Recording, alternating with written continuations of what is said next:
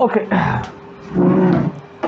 Numerical practice to find gradient and directional derivative. ठीक है, तो सबसे पहले जो हमारे पास क्वेश्चन है वो है the height of a hill is given by z equals 50 minus x square y square. देखो जो ये क्वेश्चन है ना, हमने ग्रेडियंट जो पढ़ा है उसी की एप्लीकेशन हमें मिल जाएगी इस क्वेश्चन में। आपको केवल नंबर पे ही फोकस नहीं करना कि चलो गिवन है हमने डाटा निकाल लिया, rather you have to practice on its application. इसकी एप्लीकेशन क्या है? तो क्वेश्चन है कि calculate the maximum rate of change, and you know कि मैक्सिमम रेट ऑफ चेंज कैसे निकालते हैं? तो आंसर है फाइंडिंग ग्रेडियंट, और ये तभी निकलता है जब ग्रेडियंट अलोंग दिस सरफेस होता है। अगर उसके नॉर्मल हुआ तो ये फंक्शन कांस्टेंट माना जाएगा, बट इन्होंने खुद बोला है कि मैक्सिमम रेट ऑफ चेंज निकालो। अगर निकल के कुछ वैल्यू आती है, समझ लो कि ग्रेडियंट अलोंग दी सरफेस है। अगर इसकी वैल्यू 0 आती है ग्रेडियंट की, तो समझ लो कि ये फंक्शन कांस्टेंट है, उसका मैक्सिमम रेट ऑफ चेंज नहीं आएगा। तो हम कहाँ जा रहे हैं? उसके नॉर्मल डायरेक्शन में। आगे जो हम हाइट ऑफ अ हिल की बात कर रहे हैं ना, असल में इसमें क्या बात कर रहे हैं हम कि maximum rate of change. Maximum rate of change का मतलब क्या है कि स्टीपेस्ट एसेंट, मतलब एक हिल बनी हुई है इस तरह से, इसमें जो ऊपर चढ़ने का रास्ता होगा वो मैक्सिमम किस रेट से है? रेट से मतलब कि जब हम किसी हाइट पे चढ़ेंगे या उतरेंगे, ठीक है, तो जब हम उतरने की बारी आएगी तो फटाफट एक कदम बढ़ाया और हम बहुत ज़्यादा नीचे की तरफ आ रहे हैं, फिर एक कदम और बढ़ाए नीचे उतरने के लिए, फिर और नीचे आ गए। हमारे पास फॉर एग्जांपल ये 2 पहाड़ हैं, एक और एक ही 2 मान लो। आपको दिख रहा है कि जब यहाँ से आप चढ़ोगे या उतरोगे तो इसमें जो आपके कदम होंगे, एक कदम रखने पे आप ज़्यादा हाइट नहीं आए नीचे। पहले इस पॉइंट पर थे, फिर जैसे ही नीचे की तरफ रखा कदम तो आप इस पॉइंट पर आए, ज़्यादा डिफरेंस नहीं है। इसकी बात करो तो पहले इस पॉइंट पे थे, जैसे ही आपने यहाँ कदम रखा आप इसमें ज़्यादा डिफरेंस पे आ गए। फिर जब आप यहाँ कदम रखोगे या इसको और स्टीपेस्ट बना लो, लो और स्टीपेस्ट, जैसे यहाँ कदम रखोगे आप इतने हाइट पर आ गए, इतनी हाइट का डिफरेंस। इसमें आप यहाँ कदम रखोगे तो आपका हाइट में डिफरेंस केवल थोड़ा सा ही है। तो हमें फाइंड करना है ये स्टीपेस्ट एसेंट का, मतलब कि एक कदम रखे और हमारी हाइट में चेंज बहुत ज़्यादा आ जाए, ये चढ़ते वक्त या उतरते वक्त, कोई भी। ठीक है, वैसे एसेंट बोला है तो मतलब चढ़ते वक्त की बात की गई है। हम जैसे एक कदम रखें हमारा मैक्सिमम रेट ऑफ चेंज आ जाए हाइट में। यहाँ से एक कदम यहाँ रखो तो आपका वो चढ़ाई बहुत ज़्यादा हो जाए, एक कदम रखते ही आपका स्टेप काफ़ी ऊंचा हो जाए। अच्छा, फिर से calculate the maximum rate of change in the height of the hill at point 1 2। 1 2 का मतलब क्या है कि हमारा कोऑर्डिनेट स्टार्टिंग में चढ़ने से पहले कुछ होगा, और जब हम चढ़ना स्टार्ट करेंगे तब कुछ होगा, और जब हम जहाँ चढ़ के रुक जाएंगे उस पॉइंट को बोला है 1 2। तो इस पॉइंट तक या इस पॉइंट पर बताओ कि इनिशियल से इस पॉइंट पर मैक्सिमम रेट ऑफ चेंज कितना है, वो हमें निकालना है। मतलब वैल्यू निकालनी है इसकी कि इनिशियल से जब हम इस पॉइंट पर आ जाएंगे तो हमने कितना रेट ऑफ चेंज, कितनी हाइट को हमने कवर कर लिया, किस रेट से हाइट को कवर कर रहे हैं। 1 सेकंड में 2 मीटर की या 1 सेकंड में 5 मीटर की हाइट। लेकिन इस सेकंड से तो इसका कोई रिलेशन नहीं है, उससे कुछ ऐसा बन के नहीं आएगा, बट आपको मिल जाएगा मैक्सिमम रेट ऑफ चेंज कि, क्योंकि ग्रेडियंट का मतलब ही यही है कि वो maximum rate of change find करके देगा। आप ये नहीं बोल सकते कि 1 सेकंड में 2 आया कि 1 सेकंड में 5 आया, क्योंकि ग्रेडियंट खुद पे खुद आपको ये बता रहा है कि वो चाहे 1 सेकंड में 2 आए, चाहे 1 सेकंड में 5 आए, लेकिन वो कुछ भी आए वही मैक्सिमम है, उससे के बाद कोई मैक्सिमम नहीं है, वही मैक्सिमम है जो आपका आंसर आएगा। So let's we find. तो क्वेश्चन से पता लग गया कि हमें रेट ऑफ चेंज निकालना है, बट यहाँ पर हमें गिवन क्वांटिटी क्या क्या है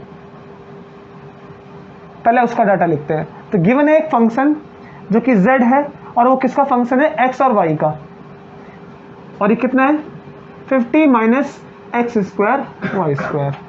नेक्स्ट हमें जो ग्रेडियंट निकालना है वो एक पॉइंट पे निकालना है कि उस पॉइंट पे कितना चेंज आया इस पॉइंट तक, ये एक्स में और ये वाई में वैल्यू। जब हम अपना कोऑर्डिनेट बदलेंगे तो एक्स और वाई में तो बदलेंगे ना, तो हमें निकालना क्या है, टू फाइंड, क्या ढूंढना है आपको, ग्रेडियंट। किसका ग्रेडियंट ढूंढना है आपको, इस फंक्शन का जो कि चेंज हो रहा है, तो हमें इसका ग्रेडियंट ढूंढना है। So let's we start. कैसे करेंगे, ग्रेडियंट के लिए क्या लिखते हैं, डेल बाय डेल एक्स, फिर फंक्शन जो हमारे पास z है I cap plus del by del Y Z J cap, और z में तो करेंगे नहीं क्योंकि ये x और y का ही फंक्शन है। वैल्यू को रखते हैं del by del x, z की वैल्यू क्या है 50 minus x square y square i cap plus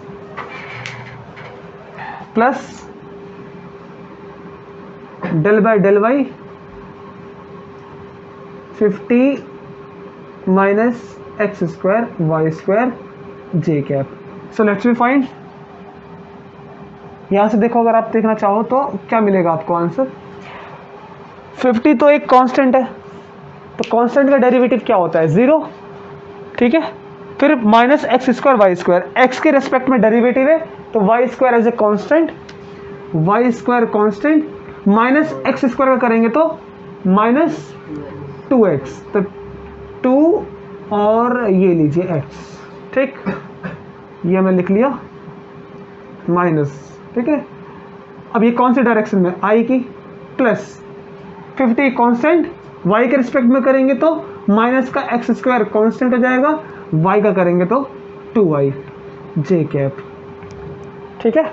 अब हमें ये क्या निकला, ये निकला हमारे पास मैक्सिमम रेट ऑफ चेंज, लेकिन हमें चाहिए इसकी वैल्यू, तो कैसे मिलेगी, ये रहा वो पॉइंट।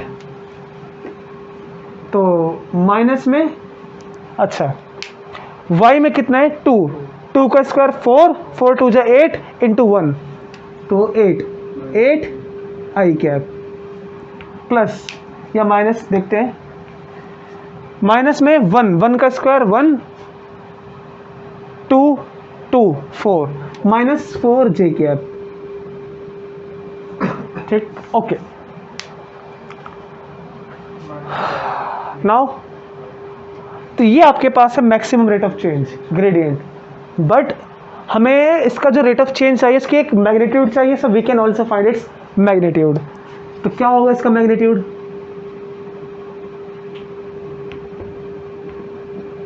रूट 8 का स्क्वायर 64 प्लस 4 16 कितना हो जाएगा, रूट 80। तो रूट 80 क्या है इसका मैक्सिमम रेट ऑफ चेंज, बाकी इसकी वैल्यू निकाल सकते हैं, and this will be your answer for the maximum rate of change. मतलब क्या, जब हम इनिशियल पॉइंट से 1 2 पर आएंगे तो रूट 80 की वैल्यू कितनी आएगी, लगभग 9 के आसपास मान लेते हैं, 9, क्योंकि 81 का 9 होता है, तो 9 के लगभग। तो हमने ये नोट किया कि जब हम हाइट पर चढ़ेंगे तो हम हर एक सेकंड या सेकंड के रिस्पेक्ट में मानो या अपने चेंज इन कोऑर्डिनेट के रिस्पेक्ट में मानो, जैसे हम अपना कोऑर्डिनेट बदलेंगे तो हमारे 9 मीटर की हाइट, 9 सेंटीमीटर की हाइट में चेंज आ रहा है हर बार चढ़ने उतरने पर। इस रेट से हम बार बार उस रेट ऑफ चेंज करेंगे maximum. Now what is its direction, तो डायरेक्शन आपको मिल ही रही है, ये क्या चीज़ है, एक वेक्टर बनेगा, वेक्टर की एक पर्टिकुलर डायरेक्शन होती है, आई मतलब x की डायरेक्शन में उसको 8 टाइम्स बनाओ, y की डायरेक्शन में 4 बना दो, और ये मिलेगा एक रिजल्टेंट, तो ये होगी इसकी एक डायरेक्शन। तो डायरेक्शन किसके अलोंग है, तो आंसर है direction of the steepest ascent will be along your gradient. Okay, so this will be your answer, कि डायरेक्शन इसके अलोंग होगी जो ये दे रखा है आपको। नेक्स्ट कर दिया। Okay, so the next question is your determine the unit vector normal to the curve x square plus 4y square equals 1 at the point 1 - 1। कहने का मतलब क्या है, तो unit vector normal to the curve find करना है। देखो normal to the curve कौन होता है? ग्रेडियंट। हमें पता है एक बात कि कोई भी स्केलर फंक्शन को हम वेक्टर फील्ड में कन्वर्ट कर सकते हैं यूजिंग ग्रेडियंट। कहने का मतलब क्या कि gradient of any scalar function is a vector field. Gradient of any scalar function is a vector field. हम जानते हैं बात को, कई बार निकाला है, वेक्टर की फॉर्म में आता है। जो नॉर्मल वेक्टर बोला गया ना कि vector normal to the curve, normal to the curve कौन होता है? तो आंसर है ग्रेडियंट। और ये कब होता है? तो आंसर ये तब होता है जब ये फंक्शन कांस्टेंट होता है। जब ये फंक्शन कांस्टेंट होता है। कब होता है कांस्टेंट? तो सुनो, अगर कोई सरफेस है, ये मैं इस पर अगर यहां से यहां आता हूं तो फंक्शन में चेंज नहीं आएगा। याद करो इक्विपोटेंशियल सरफेस, जो सरफेस बनी होती है गोल, हम यहां से यहां चलते हैं उस पर, तो वहां पर कोई पोटेंशियल में चेंज नहीं होता। हम इसको इसी तरह से फाइंड करेंगे कि हम normal to the curve find करने वाले हैं वो सरफेस पर परपेंडिकुलर होगा। कहने का मतलब क्या है? कहने का मतलब कि हमने जो डी एफ एक बार निकाला था उसका del f dot d r ये 0 आया। मतलब क्या कि जब आपके पास सरफेस होगा, सरफेस वेक्टर, पोजीशन वेक्टर और ग्रेडियंट, ये दोनों के दोनों आपस में राइट एंगल होंगे। हमें इसी को डायरेक्ट फाइंड करना है। आप इसको कर भी सकते हो, फंक्शन आपके पास ये है, इसका ग्रेडियंट निकालो तो कुछ पोजीशन वेक्टर होगा, उसके साथ डॉट प्रोडक्ट करो, आपका आंसर 0 ही आएगा। कहने का मतलब कि दोनों नॉर्मल हैं, लेकिन नॉर्मल है ये पहले से बोला गया है। जो हमें फाइंड करना है vector normal to the curve, gradient. अगर ग्रेडियंट एक वेक्टर फील्ड है, वो मिल जाएगा वेक्टर की फॉर्म में, तो उस वेक्टर का आप यूनिट वेक्टर निकाल सकते हो, और वही हमें करना है। So let's we start. First we will find gradient, और ग्रेडियंट से पहले जो फंक्शन गिवन है लेट कर लेते हैं। Let phi is a function of x and y which is nothing but x square plus 4y square equals to 1. Now normal to the vector, तो del phi, तो यहां पर लिख लेते हैं एक बात को कि this function is constant, this function is constant, और constant कब है? when it is normal to the, when gradient is normal to the curve, ये तब कांस्टेंट है। खैर हाँ, डेल फाई करेंगे तो डेल बाई डेल एक्स और X square plus 4y square minus 1, क्योंकि -1 करके लिखेंगे it will be equal to 0, ठीक। और I cap plus del by del Y square minus 1 J cap, बस 2 ही तो है इसमें। एक्स के रेस्पेक्ट में फाइंड करेंगे, this will be constant and the answer will be 2x, क्योंकि 4y स्क्वायर कांस्टेंट 0 माइनस 1 का 0 और 2x i cap plus y के रेस्पेक्ट में करेंगे तो 4 2 8 8y j cap. So this will be your vector normal, ये normal to the curve, इसी को बोल सकते हो आप vector normal to the curve, मतलब ग्रेडियंट हम फाइंड कर चुके हैं। लेकिन हमें पॉइंट पे फाइंड करना है यूनिट वेक्टर, तो इसका पॉइंट भी रख लेते हैं। तो del phi at point 1 and minus 1, so this will be 2 into 1 2 i cap, minus रखेंगे तो माइनस 8 जे कैप। तो ये हमारे पास एक वेक्टर निकल के आया। अब इसी का हम यूनिट वेक्टर फाइंड कर लेंगे। देखा ना आपने कि gradient of scalar function is your vector, इसी वेक्टर का यूनिट वेक्टर फाइंड कर लेते हैं। तो यूनिट वेक्टर क्या होगा? फुल वेक्टर, इनका मैग्नीट्यूड 4 और 64 68, यस। तो हम लिख सकते हैं इसको, क्योंकि 4 8 इज स्क्वायर 64 एंड 4 68, तो 2 अपॉन में 68 आई कैप माइनस 8 अपॉन में √68 J cap. So it is your normal vector जो हमें फाइंड करना था, unit normal vector. So this is your answer.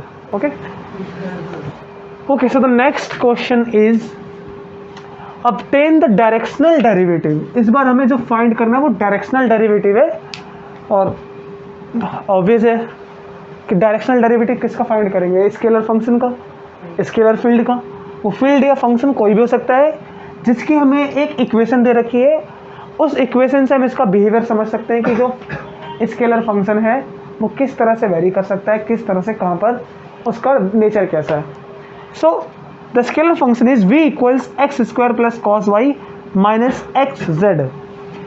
इसका हमें डायरेक्शनल डेरिवेटिव फाइंड करना है एट द पॉइंट 2 5/6 -1। अब आप जानते हैं इसका मतलब क्या है कि हमारा कोऑर्डिनेट बदल रहा है। हाँ, in the direction of this vector, इस वेक्टर की डायरेक्शन में हमें फाइंड करना है डायरेक्शनल डेरिवेटिव। ये वेक्टर क्या है, और पहले सोचो क्या निकालना है, डायरेक्शनल डेरिवेटिव ना, क्या फॉर्मूला होता है। तो हम जानते हैं, जो हमने लास्ट क्लास में पढ़ा था वो क्या था कि df/ds equals del f dot s cap. ये डायरेक्शनल डेरिवेटिव का हमने पढ़ा था कंसेप्ट। सोचो ये f कौन है, तो आंसर यही f आपका ये फंक्शन है v। s कौन है, तो s वो पैरामीटर है जिस पर x y z डिपेंड करता है। रेदर देन राइटिंग, हम चाहे तो यहाँ पर x y z भी लिख सकते थे, बट हम इसको ऐसे नहीं लिखते कि df अपॉन में dxyz एक साथ नहीं लिख सकते, तो हमने इसको केवल एक फंक्शन दिखलाया, एक सिंगल वेरिएबल से ds। सो मैं इसको भी मान लूंगा ds के रेस्पेक्ट में। s क्या है, एक पैरामीटर, हाँ एक पैरामीटर, एक्स वाई जेड की वैल्यू इस पे डिपेंड करती है, तो इसके फॉर्म में हम लिख सकते हैं। फिर से देखो, हमारे पास जैसे अगर इस फंक्शन को लिखें तो ये फंक्शन किस किस का फंक्शन है, ये किस पे डिपेंड करता है, एक्स पे, वाई पे, जेड पे। तो क्या इसके ऐसे लिखेंगे हम, तो ऐसे ना लिखने की बजाय हम इसको एक सिंगल वेरिएबल से शो करते हैं, दैट इज योर ds। ठीक है, और ये फंक्शन हमें गिवन है, इसका ग्रेडियंट फाइंड कर सकते हैं। इसका क्या, इसको ढूंढते हैं, क्या ये गिवन है क्या हमें। तो एक वेक्टर तो हमें गिवन है ये वाला, क्या ये यूनिट वेक्टर है, let's we find. Unit vector का मैग्नीट्यूड कैसे निकालते हैं, उसको रूट करके, तो करेंगे तो क्या आएगा 1/√3। 1/√3 का स्क्वायर करेंगे तो कितना आएगा 1/3, प्लस जे की करेंगे तो 1/3, के का करेंगे तो 1/3, 3/3 इट विल बी योर 1, तो √1 का इक्वल्स टू 1, तो इसका मैग्नीट्यूड कितना आया 1। तो ये चीज़ क्या है, आपका यूनिट वेक्टर है ये। ठीक है, तो ये हमें आइडिया लग गया ना कि एक यूनिट वेक्टर भी गिवन, जब सब कुछ गिवन है तो आंसर आ जाएगा। तो dv/ds equals to del v dot s cap. इसको हम कोई वेक्टर का नाम दे देते हैं, लेट करके देख लो, let s cap is this i plus में j कैप माइनस में k cap, this is your unit vector. सब हम पहले क्या फाइंड करते हैं, gradient. So let's we do del by del x, और ये हमें दे रखा function X square plus cos Y minus x Z I cap, plus Y के रिस्पेक्ट में x square cos Y X Z J cap, plus Z के respect में x square plus cos Y minus x z और ये k cap. Okay, so x के respective में करेंगे तो ये तो हो जाएगा 0, खत्म। इस वाले का आंसर आएगा 2x, उसमें x constant, x variable, z constant है, z आ जाएगा बाहर, x का डेरिवेटिव 1, तो minus Z I cap, plus y के रिस्पेक्ट में करेंगे तो ये और ये खत्म, cos y का क्या आएगा minus sine y, minus sine y j cap. z के रिस्पेक्ट में करेंगे तो ये और ये खत्म, तो z के रिस्पेक्ट में करेंगे x कांस्टेंट, तो माइनस x आ जाएगा बाहर और उसका हो जाएगा 1, तो ये हो जाएगा आपके पास k कैप। ये आ गया आपके पॉइंट जो आपका ग्रेडियंट है, लेकिन इसकी हम वैल्यू भी निकाल सकते हैं at the point 2π/6 - 1। So gradient of v at 2π/6 - 1 कितना आंसर आएगा? x में 2, 2 × 4, ये तो हो जाएगा 4 माइनस का 1 + 1, तो 5i cap, 5i cap minus sine y कितना है? π/6, sine π/6 30, sine 30 1/2, so half j cap minus x कितना है? तो 2k कैप। ये आपके पास आ गया del v। Now gradient find करते हैं, directional derivative. So let's we do. ये तो हमारे पास आ चुका है, अब बारी इसकी है, ये हमें गिवन है, डॉट प्रोडक्ट करेंगे, ये आ जाएगा directional derivative. So let's we do.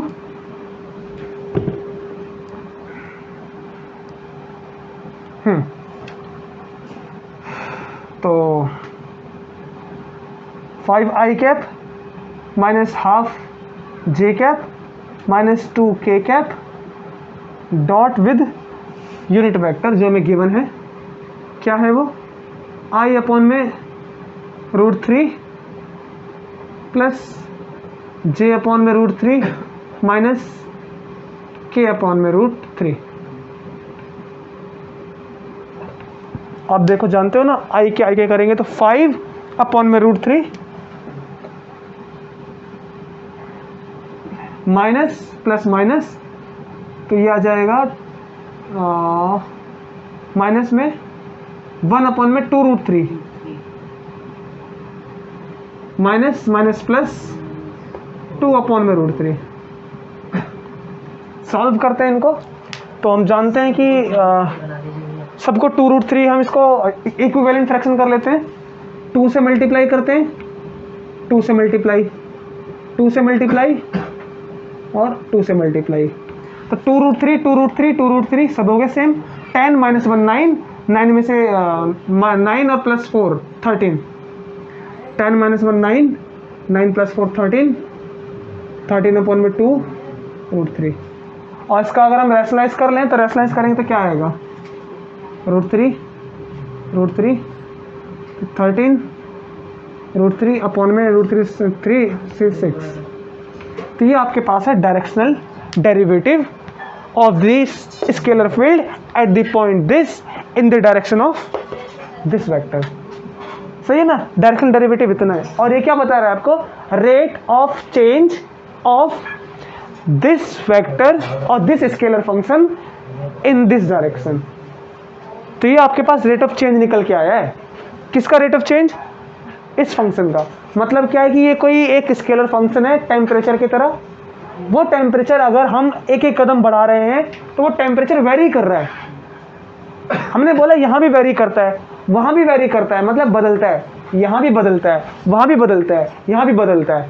तो कोई एक पर्टिकुलर वेक्टर लेकर आए, ये हमने कहा बताओ इस डायरेक्शन में जब आगे चल रहे हो तो कितना टेम्परेचर बदल रहा है?